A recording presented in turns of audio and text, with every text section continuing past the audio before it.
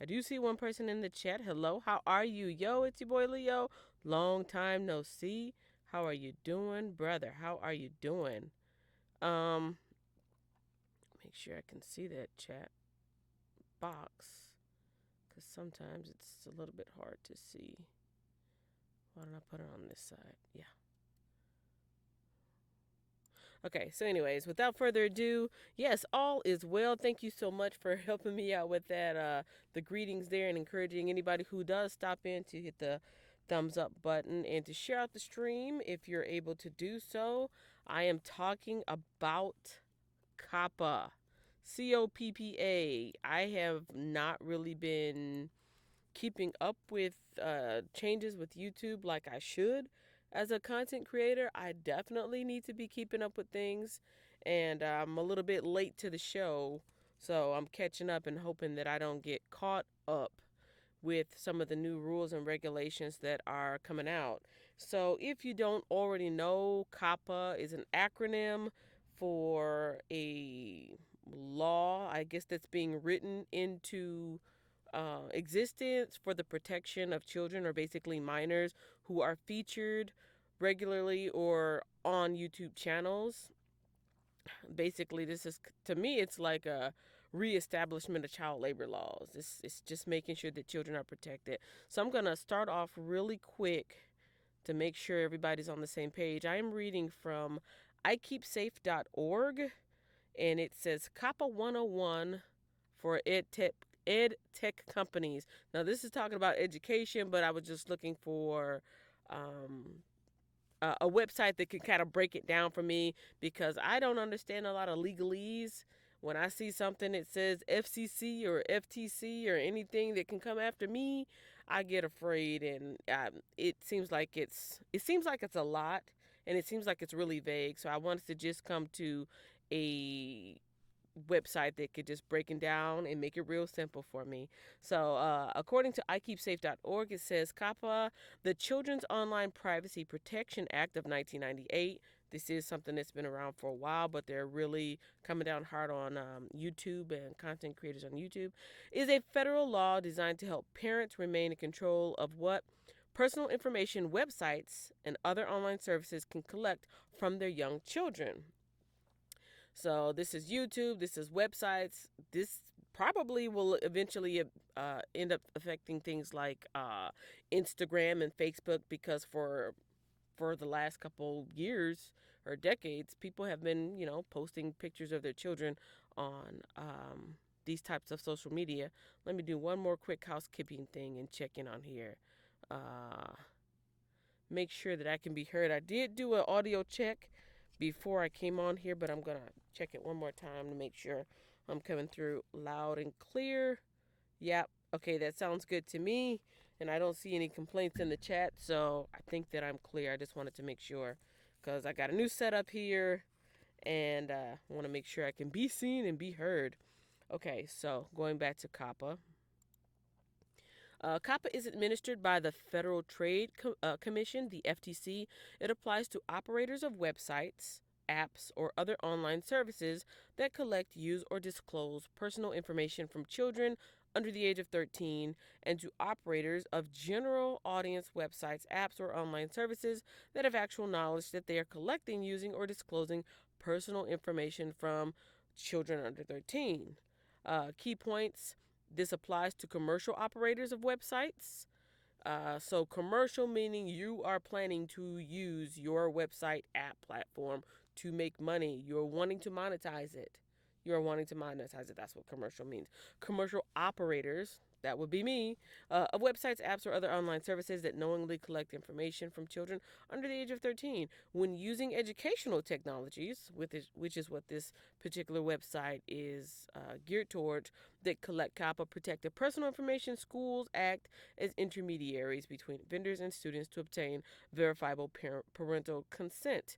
So I do have a school-age child, and very often, not very often, but at the start of every school year, there is waivers and permission slips and all types of things like that for me to sign off on her, just in case at any particular time, if there's a school event where there is photography or video being taken for the school or about the school or while she's there at school, they want to make sure that I have permission that she can be filmed or photographed or maybe put into a brochure for the school or anything like that. And I've never had an issue with that in the past, and I think this is pretty much similar to that. So it says, what do I have to do? Post a privacy policy. That's what YouTube has done. They have updated the system so that when you are uploading videos, there's like a little banner at the top that asks you basically, is this made for children, is it not made for children? So that is part of that privacy policy. Provide direct notice to parents. That's for the schools. Obtain verifiable parental consent. Now, I do have a list of questions here because even though I'm reading this and I feel like I'm understanding it, I guess I need to do more research. But these are basically my questions that I have. So let me go back over so I can make sure I can see the chat room. All right. So these are the questions that I have. This channel is an entrepreneurship channel. I talk about business, I talk about entrepreneurship, I talk about mental health and wellness. I talk about a lot of stuff that's have somewhat personal vlogging and somewhat personal goals. I want to work for myself. I want to be an entrepreneur. I want to own my own business. I want to my goal is ultimately to leave my current employer, and be able to sustain myself and take care of myself and my children by having my own business. So that's what a lot of the themes and topics are on my channel. So really, I kind of feel like COPPA doesn't apply to me because as an adult, I feel like business is an entrepreneurship for the most part is an adult theme. However, there are videos and segments and topics that I wanted to bring up that did talk about children in business. And for example, last year I wanted to feature some of the local schools in the Dallas-Fort Worth area that actually have entrepreneurship programs in their curriculum. It's a pretty cool thing. They didn't have that when I was growing up. And I didn't get a chance to meet with them then, and at the end of the school year, I ran out of time. And now I'm trying again to contact various schools to ask them, how their program works and, how they came up with the idea and things like that. So with me talking about entrepreneurship as it pertains to students who are 18 and under and sometimes 13 and under, because they do start at the junior high level, and there are some children who are 12 years old in junior high. So if I'm talking about that subject with children learning about entrepreneurship, do I now need to mark my video as made for children? That's the question that I need to do more research on. How about pictures and thumbnails? I was actually going to put a picture up of little kids in like little business suits so it can seem like, oh, they're small, but they're business minded. Then I thought to myself, that would be cute, but I need to be really careful. And so I decided not to go with that idea. How about stock images and videos that pop up in your videos that may have a child? According to the video that I just watched, I can't remember his name. I'll put it in the description link afterwards. It said titles that are appealing to children. It talked about images that are appealing to children, songs and music that is featured in your video that may be appealing to children. All those types of things, if they're in your videos or in your content, you need to mark your video as made for children. To me, that is a very vague blanket statement because, okay, if I got on, bright colors and I don't know, some costume that's from a kid's show and I'm singing songs, okay, that's obviously geared towards children. But again, if I'm talking about entrepreneurship, which is what the channel is about, and I'm at one of the local schools, interviewing not the students, but interviewing the teachers or the principal or whoever is administrating that particular program, the topic is entrepreneurship, which is what the channel is. The subject is children. So now, does that mean this is made for children? And do I need to cover myself and click the little tab that says made for children? That's another question. Topics and subjects, titles, pictures and thumbnails. How about featured versus performing? So I do have a daughter who is actually 13 now. When I started this channel, she was under the age of 13. When I had my pets channel, she was under the age of 12. And if I can remember, she wasn't specifically performing as an operator. She was not performing on the show or on the channel, but she was featured. So if a child is in the video, is it geared toward children? And if so, for how long? Is it because she's sitting next to me for the duration of the video, or is it if she just walks through in the background, or if it's I'm in an isolated place by myself, but you can hear her? So that's what I'm wondering as well.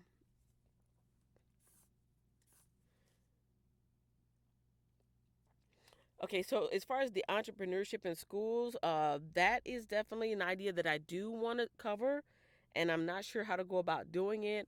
The video that I just watched, I'm having a brain fart right now. I can't think of his name, but he mentioned anybody that has any confusion or hesitation about it to seek help from a lawyer. What happened to the good old days when YouTube was just fun and entertaining and it was all about us? It was our tube, it was YouTube. Now I have to get legal assistance before I even upload something. That's really scary for me, but I think I might actually do that because I really do want to feature these entrepreneurship schools and see what they have to offer. And once I share that information, people can do with it what they want. Now, my videos are not made for children. My channel is not for children. My children is for my children. My videos are for adults, parents like myself. Now, me speaking to a parent about topics that affect children, again, that's that vagueness that I'm curious about. If I as a parent am making a video saying these are things that my child has done to make money, she sold stuff in a bake sale, or she sold some of her toys in my last garage sale, or she likes to draw. She drew some pictures and sold them for cash to her friends in school. I'm talking about her, but it's not really for other kids. It's me telling my story to other parents that if they choose to, they can share with their kids and maybe inspire them to have their own business. I don't know. Business ideas for kids. Oh yeah, there was over the summer there was an entrepreneurship fair. I found it on Eventbrite. I took my daughter to it. We wanted to participate, but we waited too long to be able to get in there, and so we were there as consumers instead of business people. But I thought that would have been a really cool idea for me to go in if I got permission and just film a little bit of the kids. There were different stalls selling different things. Some was food and cooks and candies and cakes and whatnot. Some was like toys, homemade toys or things that they created, like wood shop stuff. Clothing items and t-shirts that the kids made. It was really cool. If I make a video like that, is it for kids or is it for adults or is it for, I guess you can't say both because once you put children into the mix, it's for kids. I guess I'd have to label that as a for kids video, even though it's really not for kids. Um, and again, what if the message is just a general entrepreneur or general business message that is for a general audience, but children can benefit from? I feel like my channel is, I guess, I would consider my channel PG. I don't cuss on this channel. I don't talk about anything that's like vulgar or any adult type theme. So a child could watch it and maybe enjoy it. I don't know. But it's not meant for them. But if the message is beneficial for them, I don't want to have to click the little button to say this message is for kids. If I make a video for kids, I can safeguard myself against it by clicking sliding the button that says this video is made for children. If you do that, you won't be fined, you're covered. But here's the thing. Once you designate that video that is for kids, from what I'm understanding, you cannot suggest it, you cannot share it, and I don't think you can monetize it. Like they either limit or totally eliminate the types of advertisements or advertising altogether. So from what I'm understanding, If you're making videos for children, you can't make money. And if you want to make money, you better make sure nothing at all is on your video about children or geared towards children or would appeal to children. That's a scary thought. I don't understand why the government is really doing this. I mean, children do need to be protected, but I don't know if this is really the way to do it. So in the terminology is very vague. Um, my videos in general are not for children, but I think sometimes my personality would probably appeal to children because I feel like I'm a big kid anyways. Outside of the entrepreneurship videos, I was planning to do a couple more skits on the channel, um, including some original music and type of silly stuff that me as an adult, I'm performing as an adult for other adults. Some people might think it's juvenile and childish, but it's not made for kids.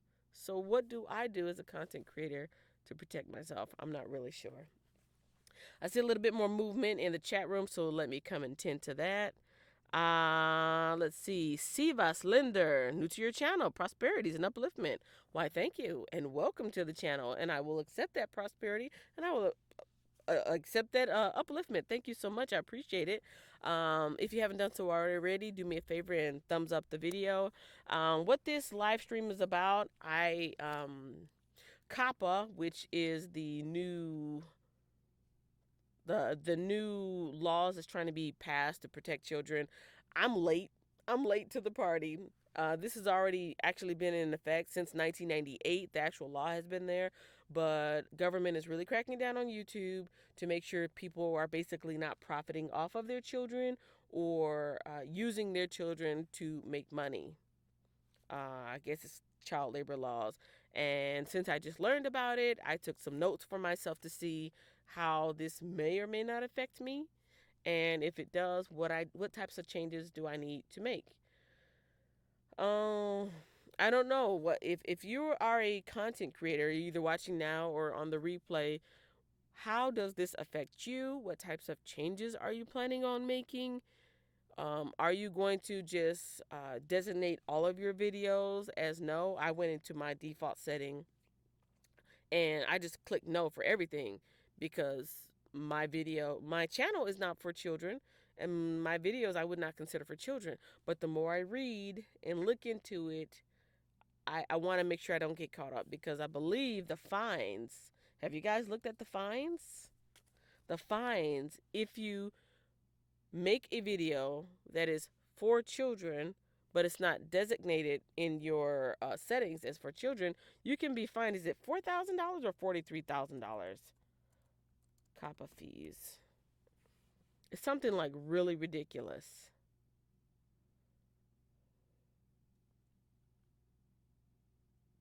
Mm, I'm looking up. I'm trying to Google it real quick. In the past month. I don't. Oh, here we go. YouTube family vlogger petitions, and that's another thing that I'll end up. I'll finish up the video with that. As far as petitioning, I've never written to my local congressman about anything. I did write to the president. That video was earlier this year, and the response came back about 2 months ago. I made a video about that. But other than writing to the president, I have not written any congressperson for any types of laws or anything that I disagreed with of how it affected me. Let's see. I just saw the number.